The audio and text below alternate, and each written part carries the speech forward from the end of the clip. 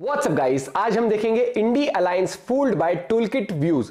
तो रिजवान अहमद सर की वीडियो है और देखते हैं सर क्या कुछ कहना है। और आपको पता ही है एग्जिट पोल आ चुकी है। आप क्या प्रेडिक्ट कर रहे हो? 350 पार होंगी या 350 और 300 के बीच में सीट्स रहेंगी बीजेपी की, या फिर आपको क्या लगता है 400 पार होने वाली है अब की बार सरकार? बताना जरूर। देखते हैं वीडियो। 1 2 3 गो। लामबंद हुए थे मोदी के खिलाफ, बड़ा झंडा उठा के आगे चल रहे थे। अब झंडा अपने पिछवाड़े डाल लो बेटा। और ना डालो तो कम से कम मोदी से कुछ मांगना मत। आओ हमारे कैंप में आ जाओ, थोड़ा बहुत सोचो कि नरेंद्र मोदी जी को के साथ चलना है, उन्हें वोट देना है। नहीं मत सोचो, कोई फायदा नहीं होगा। वोटिंग तो हो गई है और जलील हो गए। नहीं, मोदी को सपोर्ट ना करो, मोदी को वोट ना दो, ये ना करो, और बेइज्जत हो गए। अबे 24 से 29 के बीच में बहुत जबरदस्त बैटिंग होगी। 4 तारीख को पहले मैं देख लूं कि एग्जैक्ट सीटें कितनी आ रही हैं। ये बढ़िया लिखा हुआ है। उस हिसाब से बता दूंगा कि 24 से 29 के बीच में क्या क्या होने वाला है इस देश में। डंडा देखा और झंडा उठा लिया तुम लोगों ने, और बाद में तुम ही जलील होते हो। अरे वो 60 किलो का जर्मन का चूजा, वो तो अपने पैसे लेके इंडिया अलायंस से चला गया ना। मार्केटिंग उसका तो दाम बन गया ना, उसे तो सब्सक्राइबर मिल गए ना। ये दूसरा जाहिलों का पत्रकार, इसको भी सब्सक्राइबर दे दिए तुम लोगों ने। तुम लोग कमाई करवा देते हो इनकी। अबे मेरी करवा दिया करो यार। तुम लोग मुझे फॉलो करने लगो। हेलो नमस्कार सत श्री अकाल अस्सलाम वालेकुम, कैसे हैं जनाब? सीधे मुद्दे पर आते हैं तो साहब एग्जिट पोल सामने आ चुके हैं। 15 एग्जिट पोल लगभग आप देख चुके हैं, जिसमें भाजपा को 320 से लेकर 350 तक सीट जितवाई जा रही हैं, और एनडीए को 350 से लेकर 400 तक सीट्स जितवाई जा रही हैं। फेस टू फेस का आप लोगों ने मेरा एग्जिट पोल बहुत पसंद किया, जो मैंने उल्टा करके समझाया था। मेरा एग्जिट पोल बाकी एग्जिट पोल से जो अबे अंदर चल जाके गटर वालों को समझाया यार, भैया गंद देश की। हाँ, तो मेरा जो एग्जिट पोल था वो इन एग्जिट पोल से थोड़ा कम करके, थोड़ा और मॉडरेटेड है, थोड़ा कंजर्वेटिव है। अब 4 तारीख को पता चलेगा कि मैं सही था, बाकी 15 एग्जिट पोल सही हैं, या कोई बीच का रास्ता है जो सही है। मैंने बोला था 295 से लेकर 310 ±2-3%। बाकी जितने भी एग्जिट पोल आए, अरे यार गटर में चल। साले अब तुम्हारे दिन गए यार, जब गटर छाप तुम्हें मिलियन व्यू दिया करते थे। चलो डिस्टर्ब ना करो, जाके उनको समझाओ। हाँ, तो कुल मिलाकर आप सबको लाख बधाई, लाख शुभकामनाएं। कुल मिलाकर विजयी कौन हो रहा है ये सबको पता है। मुंह काला किसका? अबे यार चलो गटर में, चलो जाके समझाओ, सुनाओ, व्यू लो गटर वालों से, गटर छापों से जाओ, व्यू लो उनसे। चलो अब मत निकलना मेरे प्रोग्राम में। गंध हो सालो तुम भारत की, देश की एकता और अखंडता की। टूल किट के साले दो कौड़ी के टूल किट के लिए काम करने वाले पैसों के लिए देश को चल अंदर। देश को बांटने वाले, जाहिलों को खुश करने वाले 2 कौड़ी के ये लोग। अमा यार, लोग तो हमसे कहते हैं कि तुमने मोदी को बाप बना लिया। भाई टेक्निकली स्पीकिंग तो वो कम से कम इतना तो है कि बाप की हमारी उम्र के हैं लगभग। बना लिया ना बना लिया अलग, तुमने तो इस लौंडे को अपना नाजायज बाप बना लिया यार। हैं बिल्कुल यार, इसको व्यू दे के सोच रहे थे टूल किट का हिस्सा बनाकर, इंडिया अलायंस का प्रवक्ता बनाकर। अभी एक मेरी जाहिल से बात हो रही थी, कह रहा था हमको क्या मतलब उससे। मैंने कहा अच्छा हमको क्या मतलब? अभी इंडिया अलायंस 300 पार कर रही होती ना तो भारत का शहजादा बना दिया होता। आज कह रहे हो हमें क्या मतलब उस यूट्यूबर से।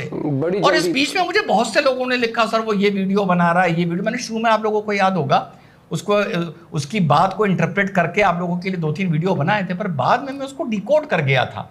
मैं समझ गया था जब उसको 20 मिलियन व्यू मिल रहे हैं, वो उसी विशेष जाति समुदाय के मिल रहे हैं जो मोदी को वोट नहीं देता है खाने पीने के बाद भी, और कुछ 1-2 मिलियन अलग से मिलना है, चलिए मान लेता हूं।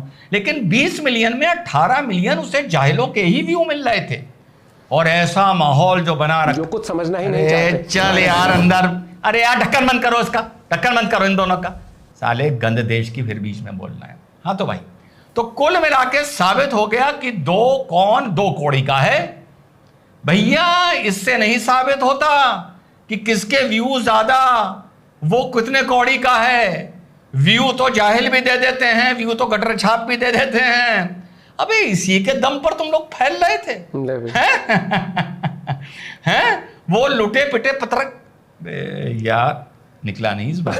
वो लुटा पिटा जाहिलों का पत्रकार और ये लुटा पिटा जाहिलों का यूट्यूबर अब निकल नहीं रहे। चल एक बार ढक्कन बंद कर दिया ना, वेरी गुड। तो यार इनके दम पर तुम लोग फैल रहे थे, इनके दम पर तुम हम जैसे एनालिस्ट से उलझ रहे थे, इनके दम पर तुम हम जैसे पढ़े लिखे लोगों से उलझ रहे थे, जो दोनों दो कौड़ी के हाथ में प्रॉम्प्टर लेके पढ़ाते रहते हैं और कहते हैं नरेंद्र मोदी भी तो टेलीप्रॉम्प्टर यूज करता है। अबे नरेंद्र मोदी तो एक दिन में 5 स्पीच देता है, कुछ याद रहा कुछ नहीं याद रहा, चलो टेलीप्रॉम्प्टर यूज कर लिया, दुनिया के नेता यूज करते हैं। अबे तुम तो 3 दिन में एक प्रोग्राम बनाते हो और तुम भी टेलीप्रॉम्प्टर यूज करते हो। रिजवान अहमद ने आज तक टेलीप्रॉम्प्टर हो, तुम लोग 2 कौड़ी के गटर के, तुम उसकी 2 कौड़ी के नॉलेज मुझसे मिला रहे थे। एंड में साबित हो रहा है ना कि कौन 2 कौड़ी का था, व्यूज से नहीं होता।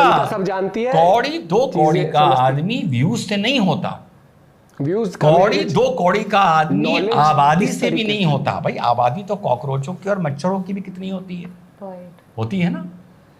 2 कौड़ी का आदमी होता है कि उसका समाज में कंट्रीब्यूशन कितना पॉजिटिव है या नेगेटिव है। ये मत समझा करो कि आबादी ज्यादा है तो तुम 8 कौड़ी के हो गए, कोई भी ना ना ना ना। कंट्रीब्यूशन क्या है, एंड में इनका कंट्रीब्यूशन क्या निकला भाई? एंड में तो लगभग हम ही सही साबित हो रहे हैं ना, एंड में तो हम ही सही साबित हो रहे हैं ना। 2, 2.5, 3 लाख 4 लाख व्यू लेने वाले वो इस मारे क्योंकि हमारे पीछे कोई टूल किट नहीं है।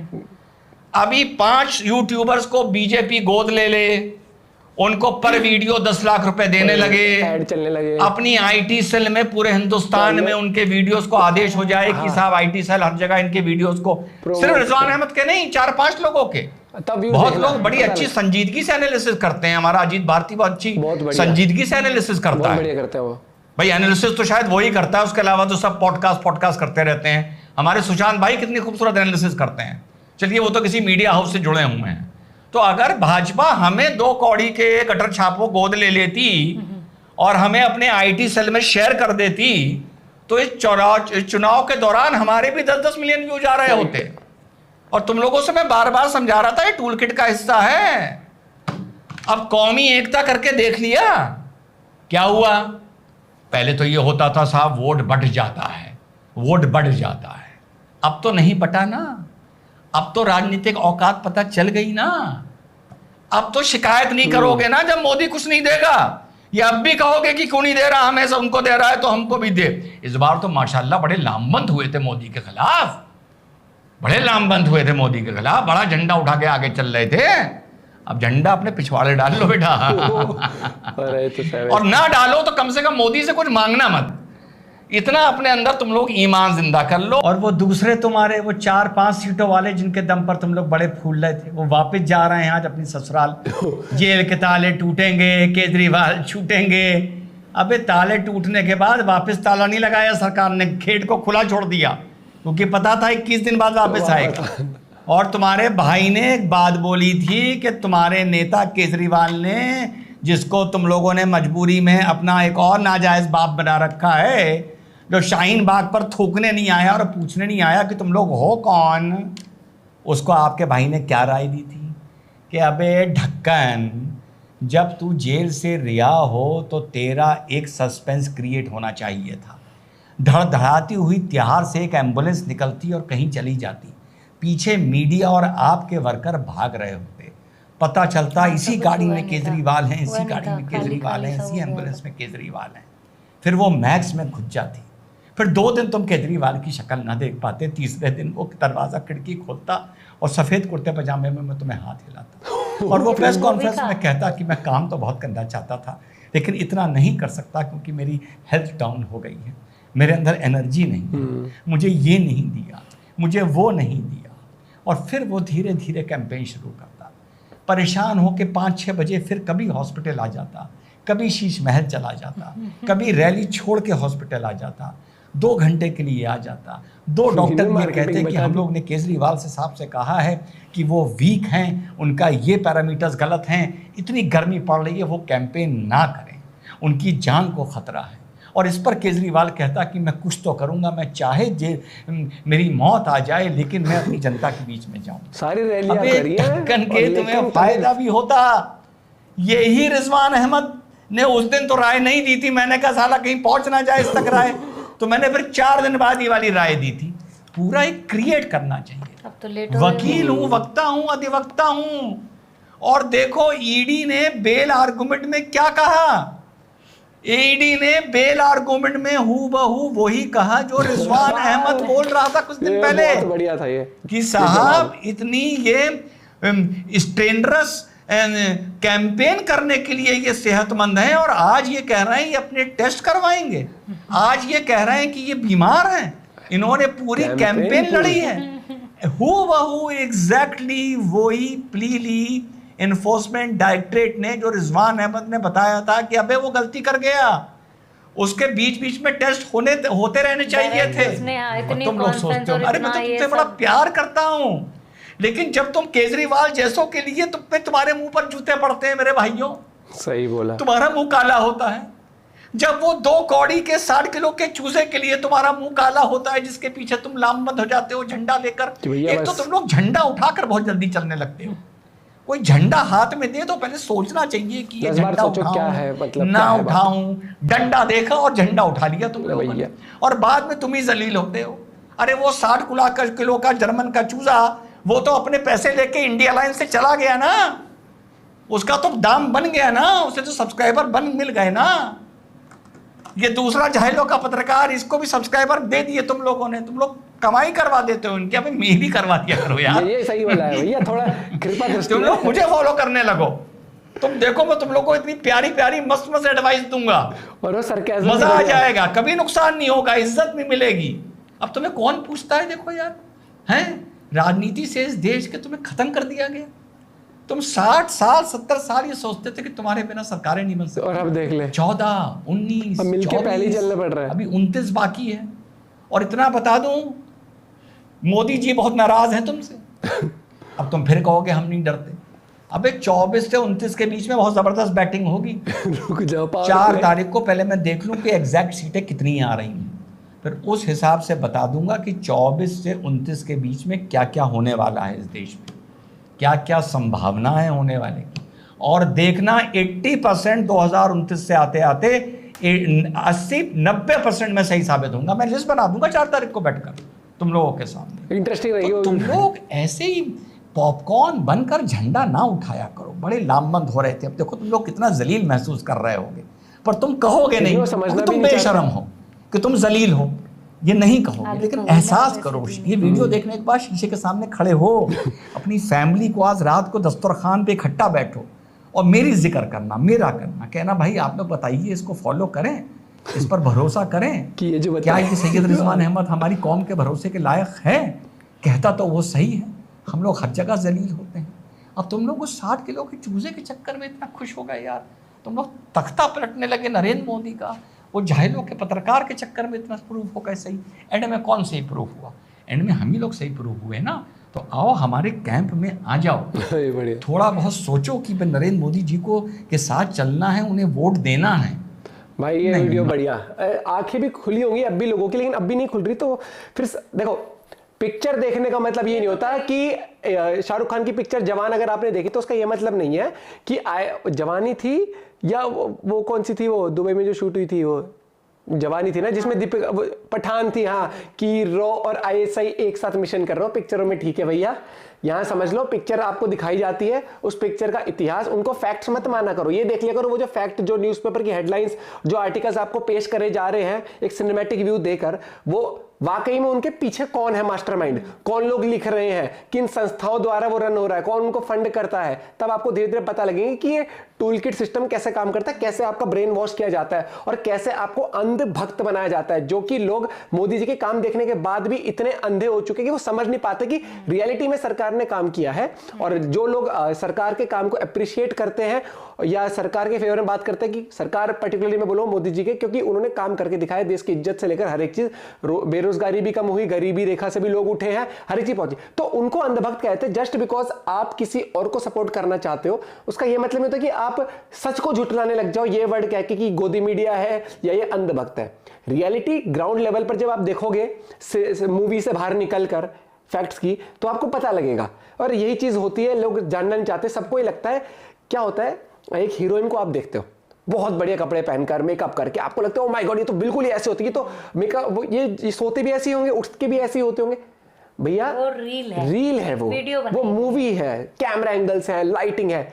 रियल में इंसान नॉर्मली होते हैं, मेकअप नहीं होता, लिपस्टिक नहीं होता, आईलाइनर नहीं होती, जैसी आंखें तुम्हें वीडियो में दिखेंगी वैसी वैसे नहीं दिखेंगी।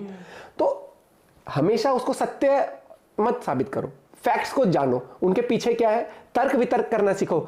अगर आपको कोई कहता है कि बहुत बेरोजगारी बढ़ गई है, ठीक है, बढ़ गई बेरोजगारी, ठीक है, उठाओ कि जो यूपीए गवर्नमेंट थी उसमें उस साल से लेकर 10 साल में कितना परसेंटेज दूध के रेट बढ़े, कितना पेट्रोल के परसेंटेज में, रुपीज में नहीं, परसेंटेज में, ठीक है। तो फिर तो तुम ये भी कह दो अरे सरकार ज्यादा सैलरी, हमें तो इंडिया में ज्यादा सैलरी मिल रही है, पाकिस्तान चलते हैं। यार ऐसे नहीं होता, आप समझोगे ना तो आप समझ पाओगे कि इन्फ्लेशन, जिसको महंगाई कहते हैं, वो परसेंटेज में कैलकुलेट होती है, ठीक है। आपका इंक्रीमेंट है परसेंटेज वाइज होता है, वो कहते हैं ना ऑफिस में, अब की बार तुम्हारा 10% सैलरी बढ़ा देंगे, तो मतलब 40,000 कमा रहे हो तो 4,000 बढ़ेंगे। ये नहीं कि कांग्रेस की सरकार जब थी तब मेरी तनख्वाह 5,000 थी तो उसके ऊपर 10% इंक्रीमेंट, तो मैं 500 बढ़ गए।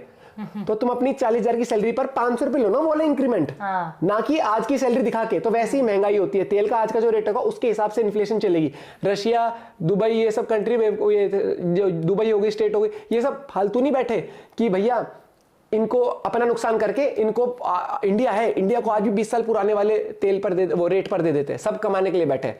पार्ले जी की कंपनी भी कमाने के लिए बैठी है, 5 का पैकेट इतने से इतना हो गया ना, वो इसीलिए हुआ ना क्योंकि मैदे के रेट बढ़ते गए, हर एक चीज बढ़ती गई, तो बिस्किट के पैकेट को छोटा करना पड़ेगा, नहीं तो 5 का पैकेट उतना ही होगा तो वो रेट 7 या 8 रुपए का हो जाएगा वो, क्योंकि कॉस्ट ऑफ प्रोडक्शन हो गई, लोगों की सैलरी देना, पेट्रोल लगेगा वहां से ट्रांसपोर्ट करने में, तो इसी में लगती है पढ़ाई लिखाई। जो लोग करना नहीं चाहते लेकिन सरकार से नौकरी मांगना चाहते हैं, उनसे पूछा जाए क्या डिग्री है, एमबीए की फुल फॉर्म पूछो तो पता नहीं, इल्ले इल्ले हो जाएंगे। और लेकिन फिर जब जवाब देने की बात आती है तब नहीं होता। लेकिन एक सर्कल में एक वो मोहर लेके घूम रहे हैं ऐसी वाली, क्यों मोदी ने देश बर्बाद कर दिया, कैसे वो नहीं पता, ये नहीं पता है। बेरोजगारी बढ़ गई, कैसे बढ़ गई हमें ना पता, बस बढ़ गई है। थोड़ा जागरूक बनो, समझो। बाकी मेजॉरिटी ऑफ द लोग, मुझे अच्छा लगता है कि इस देश में जागरूक है, वो किसी वीडियो से मैनिपुलेट नहीं होते हैं, ग्राउंड लेवल पर देख रहे हैं। और एक आम इंसान जो गरीब है ना, उसको ये पता है कि भैया कौन सी सरकार पहले थी, उन्होंने अपने बाप दादा के टाइम पर भी देखी है, खुद जब बच्चे तब भी देखी, अब भी देखी, उन्होंने देखा है कि कौन बेहतर कर रहा है। हमेशा पॉलिटिक्स में बेहतर देखा जाता है, बेस्ट नहीं। बेस्ट तो कभी भैया कोई भी सरकार 100% नहीं हो सकती, ऐसे तो हाँ। ये चीज समझ के चलना। मिलते हैं वीडियो के साथ, बाय बाय, टेक केयर।